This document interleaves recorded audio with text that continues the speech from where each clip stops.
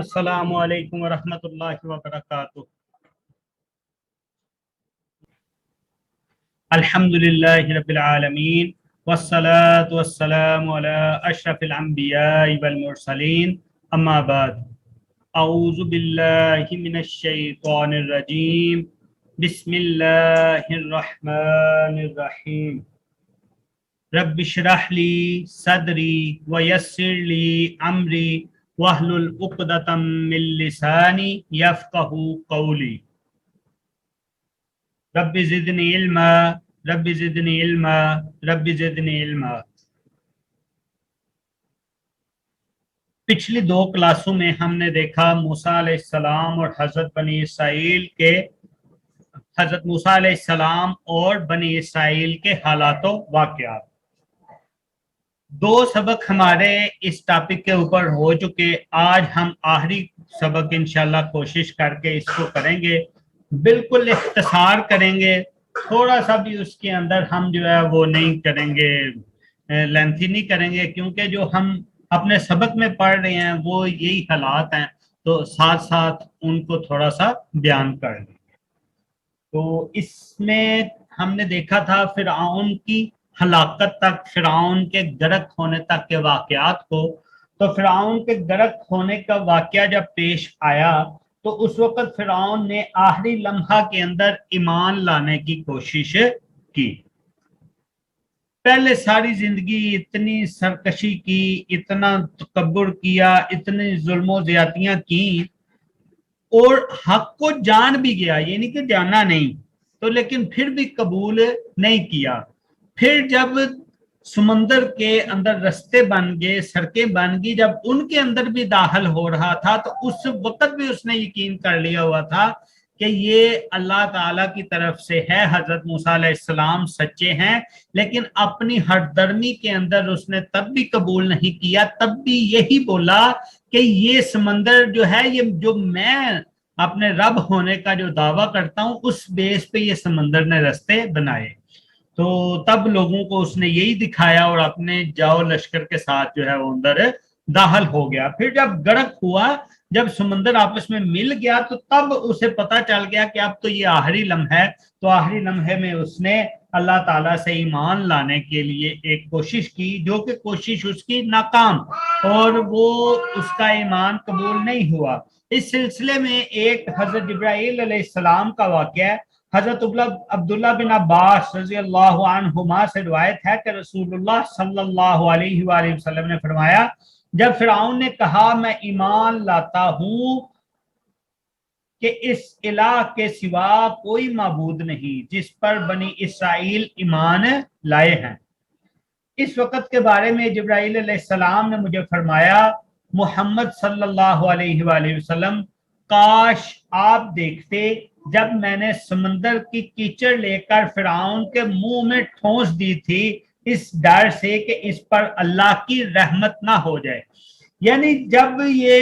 अपने उस ईमान लाने की कोशिश कर रहा था तो उस वक्त हजरत जिब्राईल अलैहिस्सलाम आप सल्लल्लाहु अलैहि वसल्लम को कहते हैं कि मैंने उसके मुंह के अंदर मट्टी ठोंसनी शुरू कर दी कि कहीं ये तौबा ना कर ले, और तौबा के मुकाबले में जो है फिर अल्लाह ताला क्योंकि रहमान और रहीम है तो अल्लाह ताला इसको माफ कर देंगे, जबकि इसने इतने जुल्म किए। लेकिन ऐसा नहीं होना था, क्योंकि जो हजरत मूसा अलैहिस्सलाम की दुआ अल्लाह ताला ने कबूल करके फिरऔन को गर्क करने की तरफ लेके गया, उसी दुआ में अल्लाह ताला से हजरत मूसा अलैहिस्सलाम ने यही किया था कि ये ईमान ना लाए।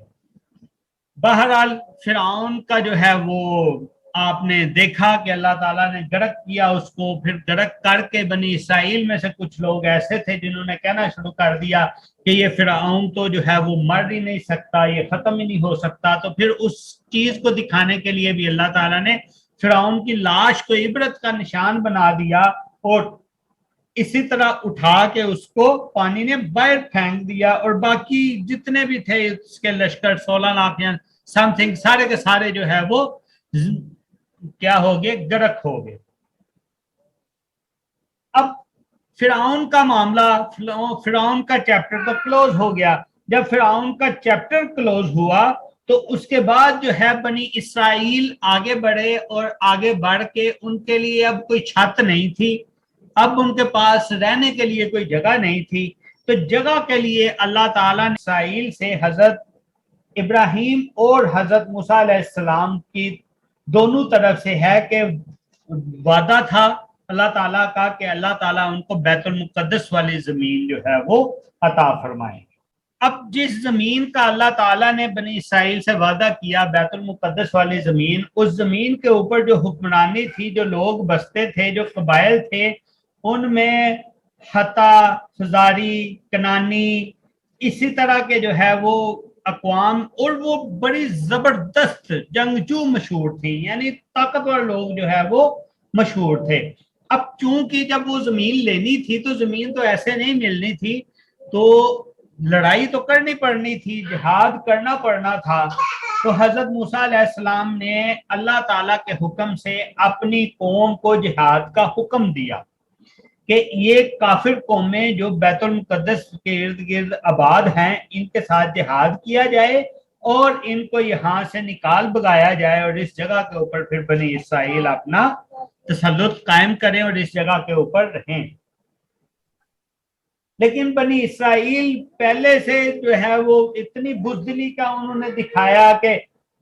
پہلے سے جو باتیں سنی ہوئی تھی کہ وہ لوگ اس طرح ہیں، وہ اتنے طاقتور ہیں، وہ اس طرح جنگجو ہیں، وہ زبردست ہیں، یہ باتیں سن سن کے انہوں نے جو ہے وہ انکار کر دیا کہ ہم ان کے ساتھ جہاد نہیں کریں گے، ہم ان کے ساتھ لڑائی نہیں کریں گے۔ اسی واقعے کے اوپر صحابہ اکرام کا، نبی صلی اللہ علیہ وآلہ وسلم کے صحابہ جو ہیں ان کا کیا جذبہ تھا؟ ان کا جذبہ یہ تھا کہ جب غزوہ بدر کا واقعہ آیا تو آپ صلی اللہ علیہ وآلہ وسلم نے جو ہے اپنی جب صحابہ سے پوچھا تو حضرت ابو بکر صدیق نے جو ہے وہ مہاجرین کی طرف سے بڑے اچھے بیانات دیے اور اپنا ساتھ دیا۔ آپ صلی اللہ علیہ وآلہ وسلم نے پھر دوبارہ پوچھا تو پھر حضرت سعد بن معاذ رضی اللہ تعالیٰ عنہ نے بولا کہ آپ کا اشارہ کہیں انصار کی طرف تو نہیں ہے؟ تو انصار کی طرف سے انہوں نے بولا کہ اللہ کے رسول صلی اللہ علیہ وسلم آپ کا اشارہ غالباً ہم انصار کی طرف ہے، قسم ہے اس ذات کی جس نے آپ کو حق کے ساتھ مبعوث فرمایا، اگر آپ ہمیں اس سمندر میں گھسنے کا حکم دے دے تو ہم اس میں بھی گھس جائیں، ہم میں سے ایک شخص بھی پیچھے نہیں رہے گا، ہمیں یہ بالکل ناپسند نہیں کہ آپ ہمیں دشمن کے مقابلے میں کھڑا کر دیں، ہم لوگ ڈٹ کر مقابلہ کرنے والے ہیں، جم کر لڑنے والے ہیں، امید ہے اللہ تعالی ہماری ایسی جنگ، ہمیں ایسی جنگ کرنے کی توفیق دے گا کہ جس کو دیکھ کر آپ کی آنکھیں ٹھنڈی ہو جائیں گی، آپ اللہ کی برکت کے ساتھ ہمیں لے جائیے۔ حضرت سعد کی یہ باتیں سن کر نبی کریم صلی اللہ علیہ وآلہ وسلم انتہائی خوش ہوئے۔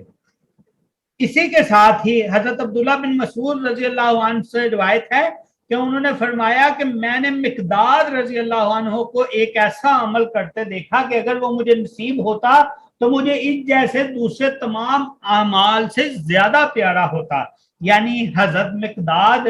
رسول اللہ صلی اللہ علیہ وآلہ وسلم کی خدمت میں حاضر ہوئے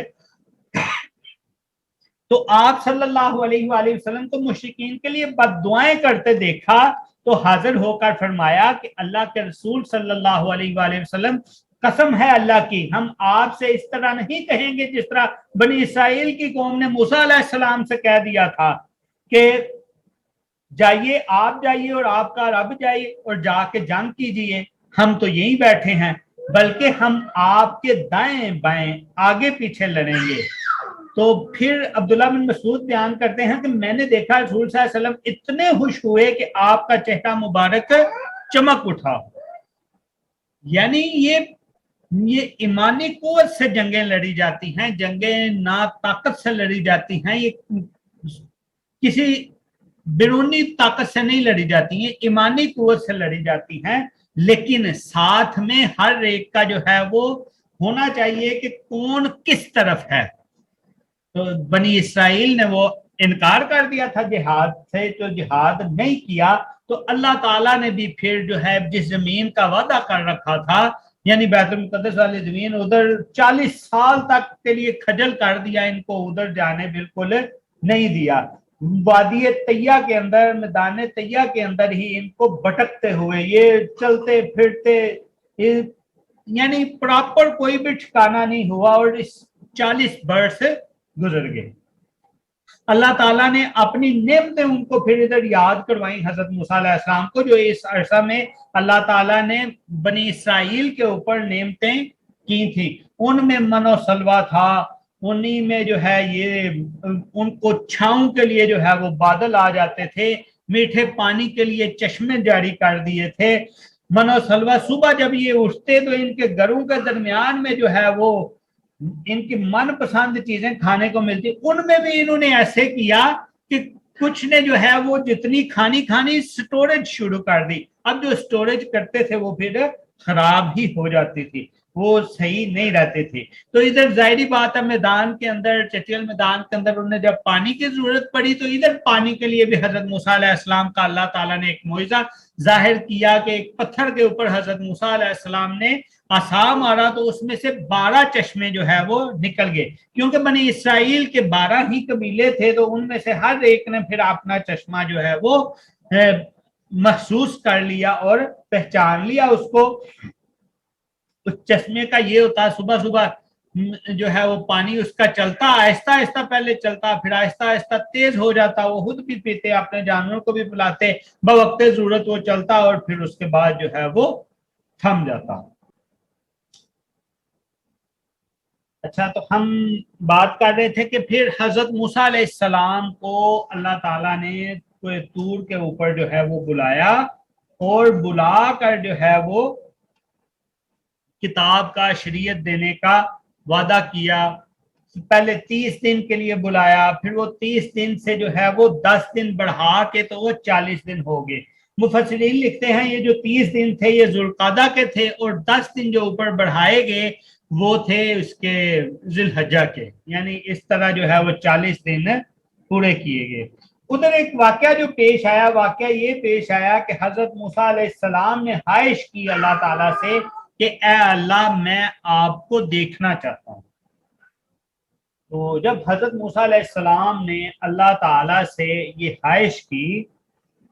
कि मैं आपको देखना चाहता हूँ तो अल्लाह ताला ने एक जो है वो अपने नूर की तजल्ली जो है वो एक पहाड़ के ऊपर की और पहाड़ जो है वो टूट गया, रेजा रेजा हो गया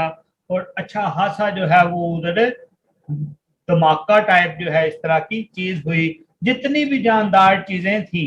उधर वो सारी हलाक हो गई। और इसी के नतीजा में एक सहीहैन में हदीस है, हजरत अबू सईद खुदरी रज़ी अल्लाह ताला अन्हु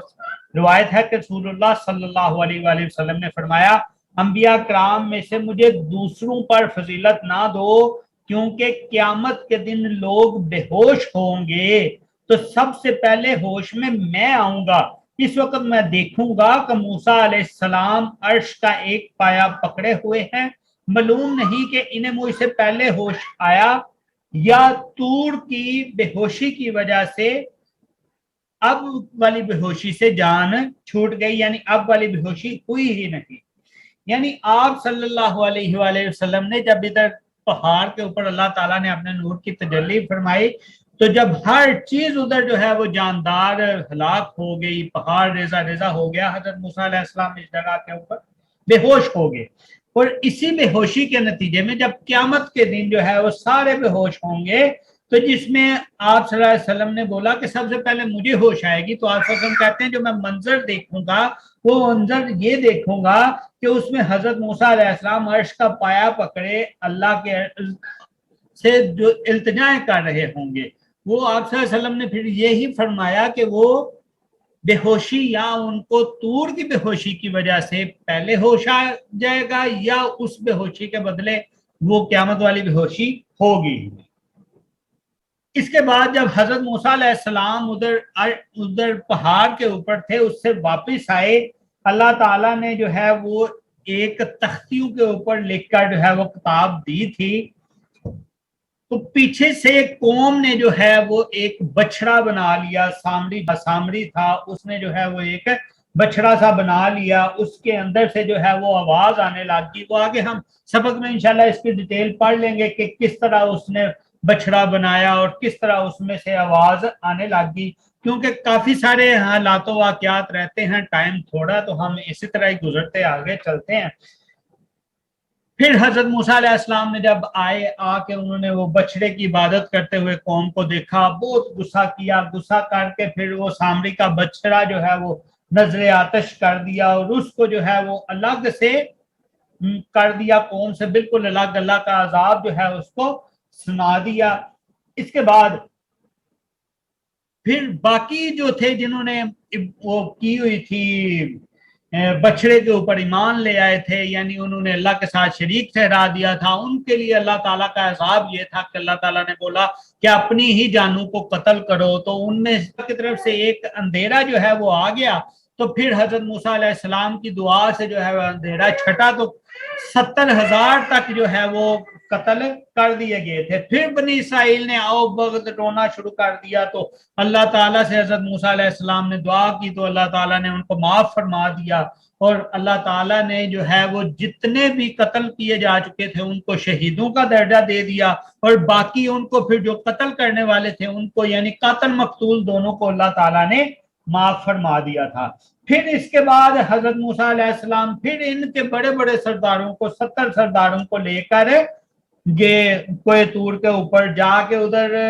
اللہ تعالیٰ سے انہوں نے بات کرنے کا جو ہے وہ، حضرت موسیٰ علیہ السلام اور اللہ تعالیٰ کی بات چیت ہوتی، تو ان 70 سرداروں نے جو خواہش ظاہر کی کہ ہم بھی آپ کا کلام سنیں گے. لیکن اس کے درمیان اللہ تعالیٰ نے حضرت موسیٰ علیہ السلام اور سرداروں کے درمیان میں ایک بادل کی آڑ کر دی، اور پھر اللہ تعالیٰ نے حضرت موسیٰ علیہ السلام سے کلام کیا. اور پھر یہاں تک کہ انہوں نے بھی وہ جو 70 ان کے گئے تھے نا سردار، جو ان کے علماء تھے، انہوں نے بھی اللہ تعالیٰ کو دیکھنے کی خواہش کا اظہار کر دیا. جب انہوں نے اللہ تعالیٰ کو دیکھنے کا خواہش کا اظہار کر دیا، اللہ تعالیٰ نے پھر جو ہے وہ ایک اس طرح کا دھماکہ اللہ تعالیٰ کی طرف سے ہوا کہ یہ سارے کے سارے جو ہیں وہ فوت ہو گئے، یہ کوئی بھی ان میں زندہ نہ رہا. اب حضرت موسیٰ علیہ السلام پریشان ہو گئے کہ ان کے سرداروں کو لے کے آیا تھا، تو ادھر یہ سردار سارے کے سارے ان کے اسی طرح جو ہے وہ مر گئے ہیں، فوت ہو گئے ہیں، تو میں جا کے قوم کو کیا منہ دکھاؤں گا. اللہ تعالیٰ سے جو ہے وہ دعا کی، حضرت موسیٰ علیہ السلام نے معافی مانگی، اللہ تعالیٰ نے پھر ان کو جو ہے وہ زندہ کیا، اور اسی طرح پھر واپس قوم کی طرف آئے تھے. پھر حضرت موسیٰ علیہ السلام کا ایک واقعہ جو قرآن مجید میں اور آتا ہے بنی اسرائیل کے ساتھ، کہ حضرت موسیٰ علیہ السلام کی قوم کے چند باشوں نے اپنے چچا کو جائیداد کے معاملے میں جو ہے وہ قتل کر دیا. اب اس قتل کا سراغ لگانے کے لیے اس میں جو ہے وہ پھر جیسے نا ایک چور ہے چوری کر کے خود سے کہنا شروع کر دیتا ہے چور چور چور چور، یعنی اس کے اوپر جو ہے وہ آئے نہ کسی کا دھیان نہ جائے. اسی طرح پھر وہ قاتلوں نے خود ہی شور مچانا شروع کر دیا، ہمارے چچا قتل ہو گئے، یہ ہو گیا وہ ہو گیا. تو اس کے قاتل کا پتہ لگانے کے لیے ایک لمبا واقعہ، کس طرح اللہ تعالیٰ نے پھر گائے کو ذبح کر کے گائے کے گوشت کے ساتھ اس مقتول کے گوشت کو مارنے کا حکم دیا، کہ جس سے یہ مقتول ایک دفعہ زندہ ہو جائے گا اور زندہ ہو کے خود ہی بتا دے گا کہ میرا قاتل فلاں ہے. اس کے بعد جو ایک اور واقعہ بیان قرآن مجید میں اللہ تعالیٰ نے موسیٰ علیہ السلام کا خضر علیہ السلام، موسیٰ علیہ السلام اور خضر علیہ السلام کا واقعہ جو ہے قرآن مجید میں آتا ہے، کہ جس طرح اللہ تعالیٰ نے اس کو بیان کیا. یہ پوری حدیث، یہ پورا واقعہ جو ہے انشاءاللہ ہم اس کو اپنے اس میں دیکھیں گے، سبق میں دیکھ لیں گے. تو اللہ تعالیٰ نے پھر حضرت موسیٰ علیہ السلام کو دکھانے کے لیے کہ علم میں جو ہے وہ حضرت موسیٰ علیہ السلام سے اللہ کی طرف اور بھی ہیں، اور طرح کے علم بھی ہیں، تو اللہ تعالیٰ نے جو حضرت موسیٰ علیہ السلام کو کس طرح جو ہے ٹوکری میں مچھلی رکھنے کا، ہادم ساتھ لینے کا، وہ سارا واقعہ جو ہے ہم انشاءاللہ جب ادھر پہنچیں گے ڈیٹیل سے دیکھ لیں گے، کس طرح جو ہے حضرت موسیٰ علیہ السلام اور حضرت خضر علیہ السلام کی ملاقات ہوئی، اور کس طرح جو ہے وہ پھر آگے جا کے دونوں نے سفر اکٹھے کیا، کس طرح 3 واقعات ان کے ساتھ ہوئے، کس طرح دیوار گرنے کا سیدھا کیا، کس طرح جو ہے وہ کشتی کو پھاڑنے کا واقعہ آیا، کس طرح لڑکے کو مارنے کا واقعہ آیا. وہ انشاءاللہ سارے واقعات اختصار کے ساتھ ہم صرف ذکر کرتے ہوئے گزر رہے ہیں، جب ہم سبق پہ پہنچیں گے تو ان کو ڈیٹیل کے ساتھ دیکھتے رہیں گے انشاءاللہ. پھر اس کے بعد ایک اور اللہ تعالیٰ نے حضرت موسیٰ علیہ السلام اور بنی اسرائیل کے واقعات میں قارون کا واقعہ، جو کہ دولت کا بہت بڑا پجاری تھا، उसका वाकया जो है वो अपनी दौलत पे घुमंड करता था और ये जाहिर करता था कि ये सारी दौलत जितनी भी है इसके पास, ये सारी की सारी दौलत इसकी अपनी मेहनत की वजह से, अपने हुनर की वजह से है, अपने यानी कि अपने बलबूते पे है। लेकिन अल्लाह ताला ने जो है फिर कारून को किस तरह जो है वो उसकी दौलत के समेत ही जमीन के अंदर जो है वो दंसा दिया। ये सारा वाकया में इंशाल्लाह जब हम सबक पे पहुंचेंगे तो डिटेल के साथ हम इसको देख लेंगे। अल्लाह ताला ने हजरत मूसा अलैहिस्सलाम की शान में कुरान मजीद के अंदर बहुत सारी आयात और हदीसों में भी बहुत सारे शान हजरत मूसा अलैहिस्सलाम की बयान की है। इन वाकयात को देखते हुए अब हम हजरत मूसा अलैहिस्सलाम के आखिरी अय्याम को थोड़ा सा देख लेते हैं, टाइम भी हमारे पास थोड़ा ही है। मूसा अलैहिस्सलाम की वफात का वाकया। हजरत अबू हुरैरा रज़ी अल्लाह अन्हु से मरवी है कि मलकुल मौत को हजरत मूसा अलैहिस्सलाम की तरफ इनकी रूह कब्ज करने के लिए भेजा गया। जब वो आए तो मूसा अलैहिस्सलाम ने इन्हें थप्पड़ मार दिया, और जब थप्पड़ मारा तो मलकुल मौत ने वापस अल्लाह ताला से जाके अर्ज की कि तूने जिस बंदे की तरफ मुझे भेज दिया है वो तो मरना ही नहीं चाहता। अल्लाह ताला ने फरमाया दोबारा इसके पास जाएं और उनसे जाकर कहें कि किसी बैल की पुश्त के ऊपर हाथ रख दें, उनके हाथ के नीचे जितने भी बाल आएंगे इतने साल उनकी उम्र मजीद बढ़ा दी जाएगी। मलकुल मौत ने हजरत मूसा अलैहिस्सलाम को अल्लाह का ये पैगाम पहुंचाया। फिर हजरत मूसा अलैहिस्सलाम ने फरमाया या रब इसके बाद क्या होगा। अल्लाह ताला ने फिर फरमाया कि इसके बाद भी मरना ही है। तो मूसा अलैहिस्सलाम ने फिर फरमाया कि तभी अभी वफात का हुक्म जो है वो कबूल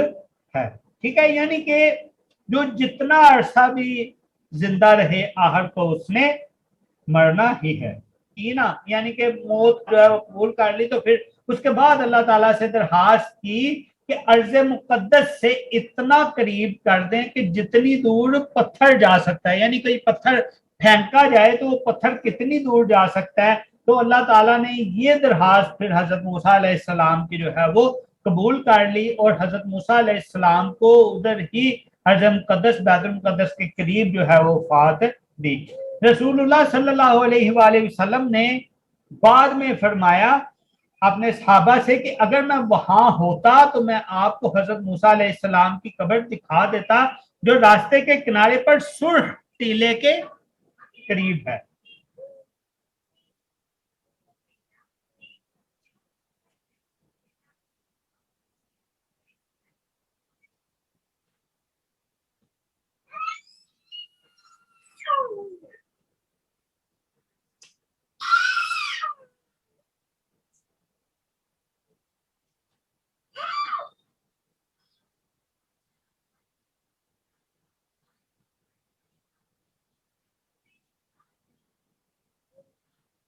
ठीक है जी, हम अपनी क्लास का जो है वो अख्ताम करते हैं और कल से इंशाल्लाह बाकायदा जो है हम आयत नंबर 54 तक पहुंच गए थे। कल से हम 55 और 56 का दोबारा से इंशाल्लाह तर्जुमा स्टार्ट करेंगे और यही वाकयात जो भी हमने इख्तिसार के साथ बयान किए इंशाल्लाह ये सबक में साथ साथ जो है वो थोड़े से तफसीलन बयान कर दिए जाएंगे, ताकि